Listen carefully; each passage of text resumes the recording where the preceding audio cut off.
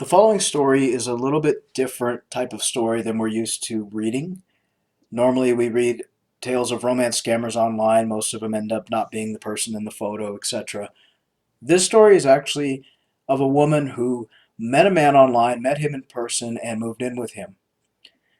We felt the need to share this story because she bravely came out and told us what she had been through, and this story may help others who are in a similar situation. With that being said, I want to let you all know that there is a warning to this video. If you're offended or triggered by a story about domestic violence, sexual abuse of children, and physical abuse, it's best to click off now because this story does touch on a few of those subjects.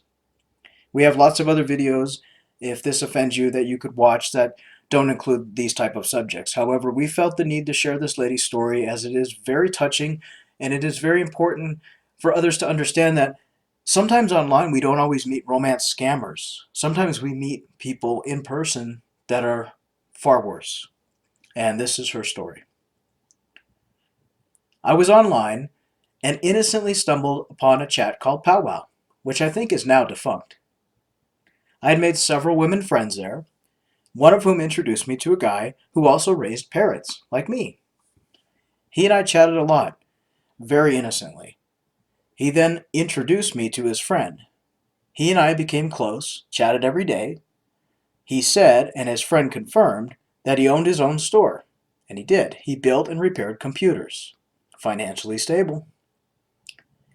I had just gotten a large settlement from a car accident. I was in and he knew it, but I thought nothing of it at the time.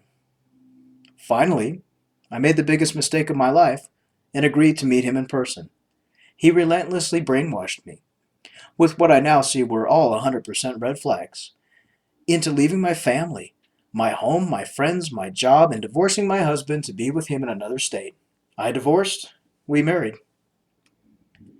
Once we were together, it began. He was extremely abusive, and I was terrified of him. In addition to the physical abuse, I was not allowed unsupervised or at any time alone with my children. He threatened numerous times to harm them, and I believed him. I was not allowed to work unless I got a job in the same place so he could keep an eye on me.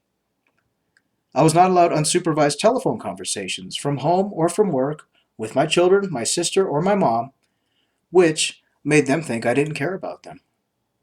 I was not allowed unsupervised time with his mom or dad either. Once he was mad and he pushed me down a set of stairs and I fractured my neck. I was still forced to go to work, even in extreme pain and with hardly any ability to do my job. If he left the house when I was home, I was tied to a chair. He never forgot to take the phone with him, ever. He continually threatened to harm my mom and my children. I was not even allowed to go see my dad as he lay dying. He managed to max out 3 of my credit cards to the tune of $30,000. He borrowed money for the business, assuring me that he would pay me back with a business check. In addition, he stole my car from out from under me, and unbeknownst to me, let our house be sold out from under us for back taxes.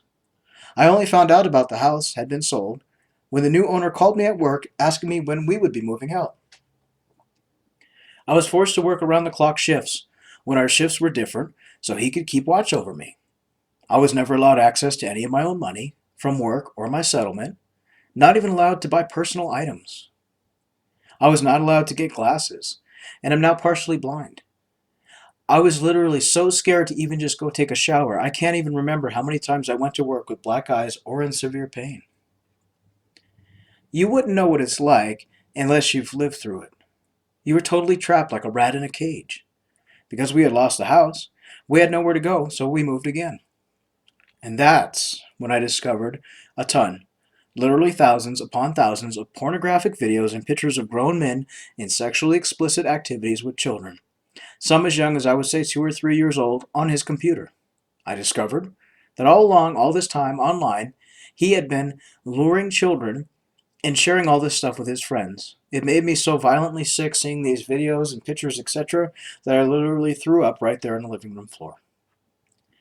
Finally, a day came when I managed to call my daughter, and she rented a U-Haul right away and traveled 60 miles and over 3 mountains in a snowstorm. I know, I was in total desperation, and got me out of there while he wasn't home. I stayed with her and I was so scared because he knew where she lived. When my other daughter returned from her vacation, I moved in with her in a place he didn't know about. Thank God for my daughters. When I got to her place, where I felt I was safe, I called the police and turned him in. They didn't believe me. They said they thought I was just a vengeful wife. I emailed them numerous times, giving them all his usernames, passwords, and the sites that he was on, the names of the files, all the stuff on his computer, plus his personal information. They finally started to investigate then, and he started to run from state to state all over, living off the grid. But he always seemed to be online. It took them 11 years to do it, but they finally caught him. In the meantime, I had a life-threatening nervous breakdown and was in, and am still in, counseling. He's now in prison, doing life without parole, and he will not be eligible for release until February 11th of 2136. And they tacked on 5 years probation for good measure. They could only charge him with 10 counts because each count carries a 12-year mandatory sentence, and they considered the 10 counts to be natural life. If for some reason he was going to manage to get out, they still have over 3,000 more felonies they can charge him with. The detective I spoke with said that he was the worst perpetrator he had ever dealt with in his 40 years in law enforcement. I am permanently disabled due to somewhat to my car accident, but mostly from my neck and back injuries from him throwing me down the stairs. I am in constant pain, and I have to take many different medications. I will always be looking over my shoulder, and I will never trust again. I will never recover relationships with some of my family members, which breaks my heart to this day. I cry myself to sleep at night because of that. I will never again have a decent car. I will never again be able to own my own home or recover any of the money he got from me, including the house, car, credit cards, and loans. It gives me a little satisfaction to see him in prison because no amount of time he got can erase my pain at my own stupidity. This was all my fault. Nobody to blame but myself. I hate myself. I think of ending my life at times. I'm no spring chicken. I have my associate's degree and worked as a nurse and a preschool teacher for 13 years before this happened. You would think I would have been smarter. I owe my very life to my daughters that rescued me from the situation. I fear for some of the ladies who get scammed or get into a situation where they go back for more time and time again and hurt and play with these guys. They have no idea how dangerous some of this stuff can really be. We'd like to thank this lady for sharing her story. I know some of you are probably listening to this thinking this is really horrific and it's not something that we normally dabble into. But as I said, I felt the need to share this because it goes to show you that there's more dangers online than just romance scammers, than just, kids from a place in West Africa or India or Pakistan romancing you online for money. There are real dangers out there to meeting people online. And not to say that there are not good people online, because there are. You do meet a lot of wonderful people in person from online. But you also can meet a lot of dangerous people like this person that she met.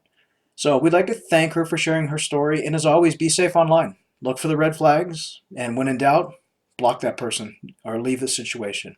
So thank you for sharing your story. We hope you enjoyed this story and heed it as a warning to be very careful while chatting online to people you don't know and when meeting them in person. Thanks again.